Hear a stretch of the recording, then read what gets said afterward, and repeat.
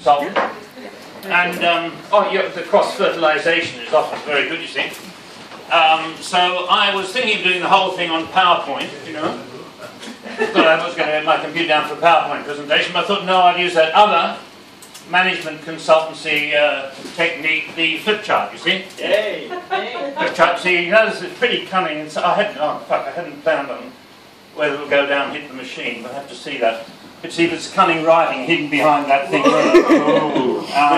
If necessary, mate, perhaps I can hold it up for you. But, let's get you on stage, mate. Come on, you're doing this improv. That's excellent work. So, ladies and gentlemen, Ray Goodson.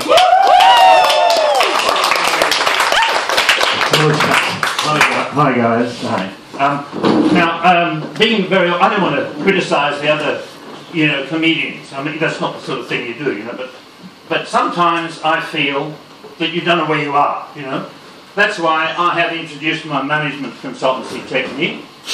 So I have there the 4 steps of my next sketch will be laid out there. So with me, you know exactly where you're going, you know. You see, if you're really bored, you say, I've got there's 3 more steps to be bored on, you see. That sort of thing. So my themes for tonight are sex. These are the themes, see? Coming, huh? Sex, bears, and death, you see. Now about sex, I am an Australian, as you can probably hear, and we know a lot about sex. Mainly because we combine the Eastern Tantric traditions with what the early convict settlers learned from the kangaroos, you see. Which is quite an amazing mixture. And I'd like to talk to you a bit about the technique called foreplay. Foreplay, see, that's probably a new term to a lot of you in the audience. Let me explain it. You have the traditional meeting the woman type thing, you know, meet woman in bar. It's a bit from a male perspective, I mean. Meet woman in bar, get woman drunk, take woman home, get clothes off, position woman on bed, so they might do it themselves, you know that. Then jump on woman, you see. Now, foreplay is... Sorry, can you say those again?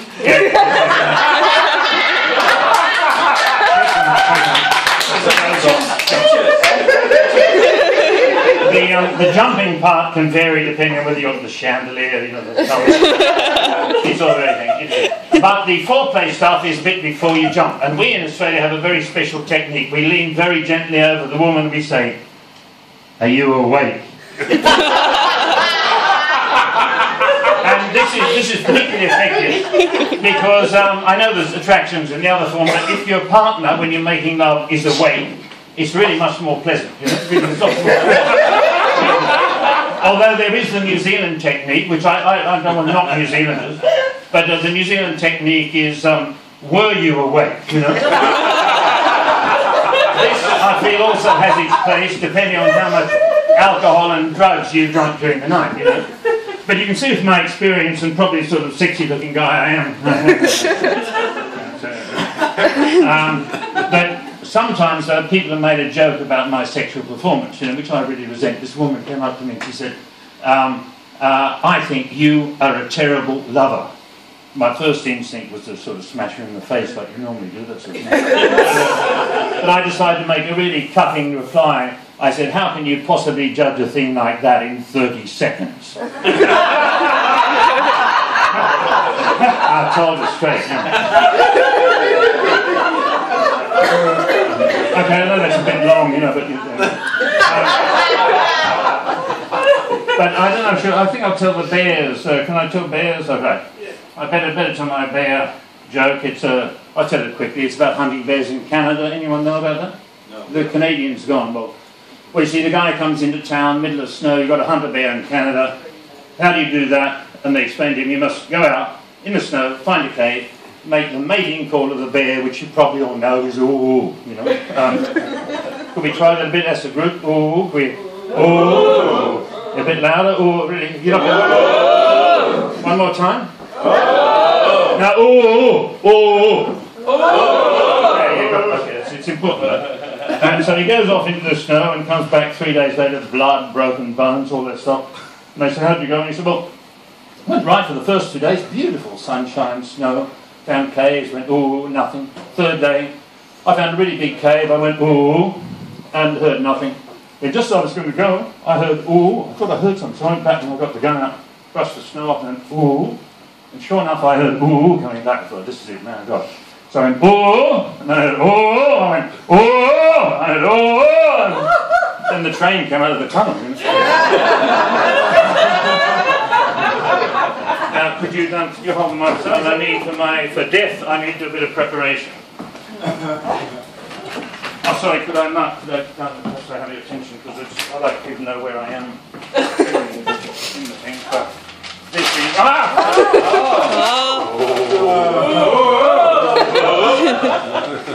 I don't know how to do this, and we need a bit I'll be your beautiful assistant, sir. Come on, could you just hold that there for a few seconds?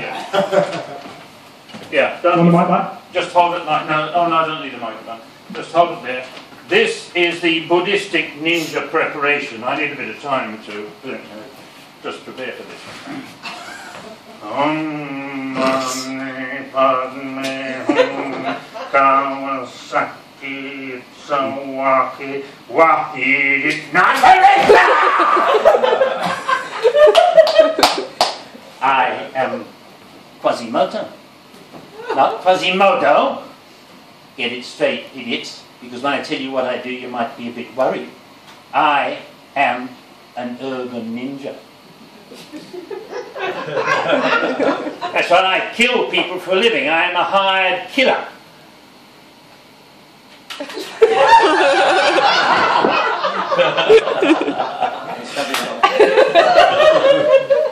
It's not an easy profession. And no, not yet. No, not yet. No.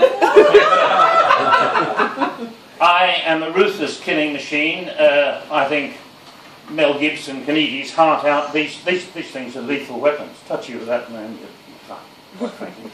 It's a lonely profession. I'm going to say that. It's not like go down. You can drop it down now. Yeah, drop the whole. Go all the way. The whole way. See, I'm now doing the part about name and loneliness. See. This is good for a point. I'll now break character. I'll show you what I'm doing. Name and loneliness, invited elevator, I'll explain that. Dress, start and training. Then we go to frequently asked questions and close, you see. So we're on to, we've just done the name bit. I'll give the name. I don't want you to think these are notes to me, so I won't forget what I'm going to say. That would be stupid, that would be cheap. It's a lonely profession. I mean, I'm not like I don't have a, what do I say to the kids? I mean, like in the room we've got marketing, research executives, property managers, IT managers, financial advisors. You can go home and say, yeah, I got the right person, the right job at the right time, or we really fucked that guy up, thought he was a marketing guy, we destroyed him. And what do? I go home and say, you had a great night. I met this really interesting financial advisor. He was telling me a lot about banks, but it was getting late, so I had to cut his throat, you know, get rid of the body and sort of make it look like an accident. Well, I did it pretty well. There was a minimum of blood, you know. I did the blood stuff and made it look like an accident. It's hard to talk that stuff about your family, you know. My daughter's guy, I can't tell that sort of thing. So it is a lonely profession, which is why I'm very excited. Well, actually, oh, that fucks up a bit. Actually, I was hired tonight by Paul and the Britstock committee. Oh, sorry, I made a mistake. I was invited. Get it? But you needn't worry. I mean, what are the chances of you guys getting killed by an urban ninja on the way home tonight? You know, pretty low. I mean, much more likely you'll hit your head with a bicycle or go onto a tram or whatever that. But I would say, just in case, you know, you never know what could happen. If there's anything you'd like to say to your partner or your children or anything before you leave tonight, be a good time to do it. You know what I mean? Good time to do that. And I really appreciate the fact, because it's a lonely profession, coming along here, because my Toastmaster friends have given me an idea of what you do for an elevator pitch. You guys know an elevator pitch, you've got to get people's interest, like I create PowerPoint genius people, that sort of thing. Then people ask you why, how's that? So I've been thinking for my profession, I appreciate feedback at the end of the session. I've come up with, we solve your problem together. Yeah, it's a management consultancy thing. We don't do it to you, we do it with you. I mean, we do it to you, but we Or another one, I thought of specialising in market segments like couples, you know. I can eliminate your nagging problem. That would work. But I'd appreciate any feedback on the elevator pitch. You're probably wondering, I mean, some of you are probably saying, this guy is not credible. He doesn't look like a ninja. You know why? Because you've got old thinking in your head. You know, I should be dressed in black, right? Well, I can do that stuff. I mean, I can do. You can probably see I'm sort of an athletic guy. I can move real quick. I mean, if I was in black, I could get up the back, stick a knife in you, wherever it is, and that's it. But you've got to think, that's not... Why were ninjas dressed in black? That's because they killed in the Japanese nighttime. Where do I do most of my killing? Daytime. No, in bars, just like this. In bars. So I got to merge in. That's why some of you will have seen me pretending to be drunk, you know. You know, when I've got the eyes rolling and saying, you know, I'm not out of real beers. That's all pretense. Vodka and orange, it's just pure orange I'm drinking. The clue to it might be when I do the vomiting bit, you know. You probably all seen that. That sort of thing. Do you notice what happens if you observe closely? When you guys vomit, you all go towards the toilet. Where do I go? I go outside. And if you observe closely, you might notice that one of our friends or network has just disappeared shortly before me. The next day you read about an accident, you know, sort of something fallen off the bike, actually hit a sharp object. How did I get started? See, we're here. We're nearly to the start. See? Well, I didn't start out to be a killer. You know, it wasn't like a passion. You know, like Mozart had a passion for writing stuff. I don't have a passion. By the way, passion and soulmates are the most overused buzzwords at the moment. In case you don't know, soulmates, in my opinion, means I'm in love with someone that I really don't think I should be in love with. Because you very rarely hear soul partner, husband, wife saying we're soulmates. It's always a bit of a mysterious thing you talk to your mate about in the bar. Getting back to passion, I started out because I had a normal childhood, like most of you in the room. I guess I had dad was on the heroin stuff. Mum was a total alcoholic, you know. And I was sexually, physically, verbally abused, you know. I mean, sometimes it was fun, but God, you know. And nobody paid attention to the real me. You know, I felt so neglected, you know, because nobody. It was a long time before someone looked in there, you know. So like, no, I felt I was just under the radar, and then all of a sudden, what happened one day? Total accident. I tripped the grandmother down the stairs. You know, it was a total accident. Granny fell down, did a double thing, hit her head, broke her neck, and died. Man, was I the centre of attention. I mean, everybody came in, nobody blamed me. Everybody came and said, oh, Ray, how do you feel? How do you feel about that?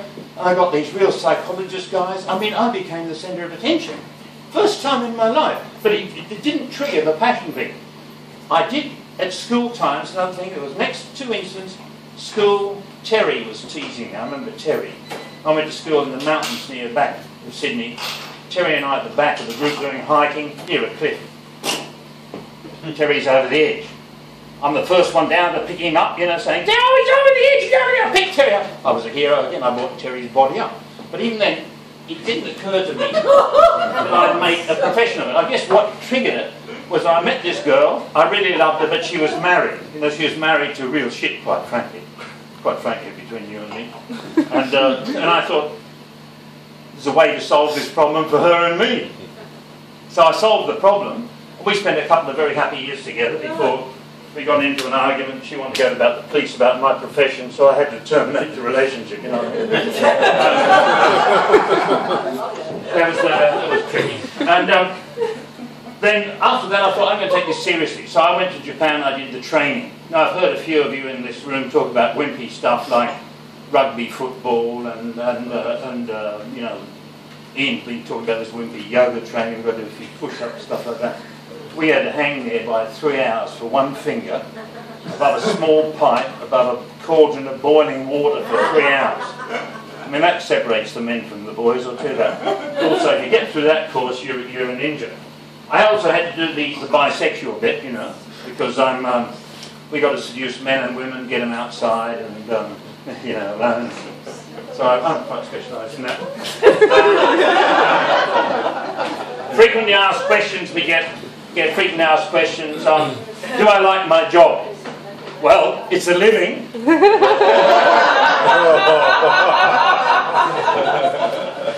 Another frequently asked question is, there's two of them, is do we ninjas like sex? You know, because you probably can see, you probably look at me as a bit of a sort of a Buddhist type character with the training I've got and the obvious mental serenity inside. You know, that sort of thing. The answer is yes, we do like sex, and if anyone's interested, I'd be happy to talk to you after the show. We don't do marriage. Marriage tends to be a kind of a short-term thing with us ninjas, you know. Just argument, you know, that's it. And I'd like to close by saying, because I see this as a great networking opportunity for me and for you. If you would like to, anyone in your network you'd like to, you know, sort of have a bit of safety. If there's any children here who I don't think so, only my daughter, anyone who's got any difficult parents, well, I do a cut rate line for children. And at the end, if you have any further inquiries, my website there is www.sleeptight.com. Thank you very much.